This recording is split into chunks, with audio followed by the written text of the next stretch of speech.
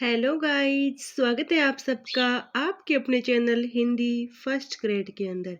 दोस्तों, आज हम हिंदी साहित्य का इतिहास का जो भी पद्धतियां दे रखी है लेखन की, वो सभी पढ़ेंगे। दोस्तों, हिंदी साहित्य के इतिहास लेखन की पद्धतियां 4 प्रकार की बताई गई है। फर्स्ट, वर्णानुक्रम पद्धति, कालानुक्रम पद्धति, वैज्ञानिक पद्धति, विधेयवादी पद्धति। दोस्तों, आज हम इन चारों पद्धतियों के बारे में विस्तार से पढ़ेंगे। सबसे पहले हम देखते हैं वर्णानुक्रम पद्धति। वर्णानुक्रम पद्धति, इस पद्धति में कबीर और केशव का अध्ययन या विवेचन एक साथ करना होगा, क्योंकि दोनों का नाम का प्रथम वर्ण के समान है। ये कैसे कबीर और कैसे केशव, प्रथम वर्ण जो है वो के समान है। इस पद्धति को वर्णमाला पद्धति भी कहा जाता है। हिंदी के इतिहास लेखन में ग्रासा देतासी और शिव सिंह सेंगर ने इस पद्धति को अपनाया है। हिंदी के इतिहास में ग्रासा देतासी और शिव सिंह सेंगर ने इस पद्धति को अपनाया है। आपको नाम याद रखने हैं, एग्जाम्स के अंदर कई बार प्रश्न आ चुके हैं।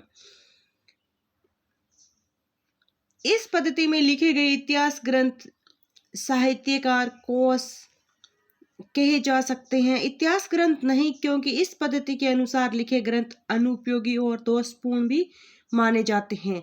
ये हो गई हमारी वर्णानुक्रम पद्धति। वर्णानुक्रम पद्धति में हमें कबीर और केशव का अध्ययन या विवेचन एक साथ करना होगा, जैसे क्योंकि दोनों का नाम का प्रथम वर्ण के समान है। इस पद्धति को वर्णमाला पद्धति भी कहा जाता है। हिंदी इतिहास लेखन में ग्रासा देतासी और शिव सिंह सेंगर ने इस पद्धति को अपनाया है। तो हमें ये दो नाम तो याद ही करने हैं। हिंदी का इतिहास लेखन में ग्रासा देतासी और शिव सिंह सेंगर ने ही इस पद्धति को अपनाया है। अब जस्ट आगे देखते हैं कालानुक्रम पद्धति। कालानुक्रम पद्धति, इस पद्धति में कवि, लेखक अथवा कृतिकार को उसकी जन्म तिथि या कालक्रम के आधार पर इतिहास ग्रंथ में स्थान दिया जाता है। इस पद्धति के आधार पर जॉर्ज गिरिसन और मिश्र बंधु ने अपने इतिहास ग्रंथ लिखे हैं।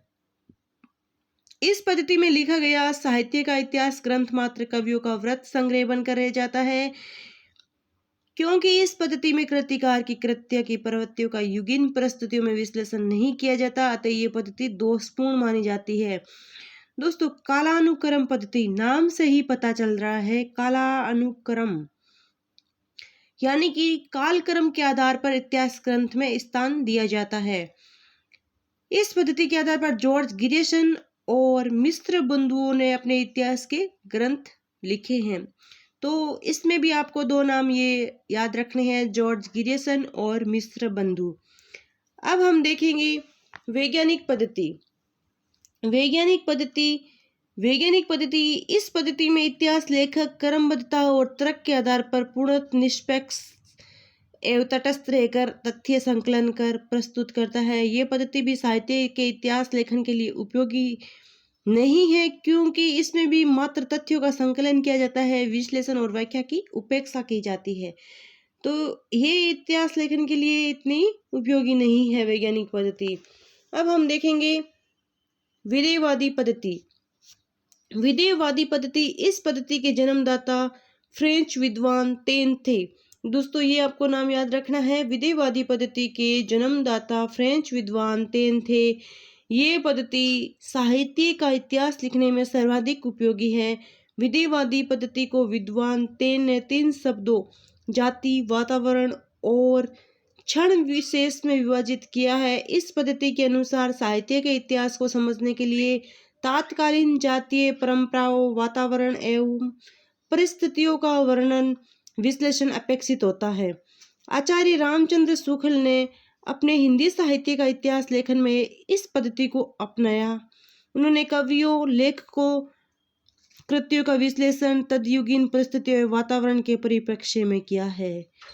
तो ये हो गई हमारी चारों पद्धति वर्णानुक्रम पद्धति, विधेयवादी पद्धति, कालानुक्रम पद्धति और वैज्ञानिक पद्धति हिंदी साहित्य के इतिहास के लेखन की पद्धतियाँ।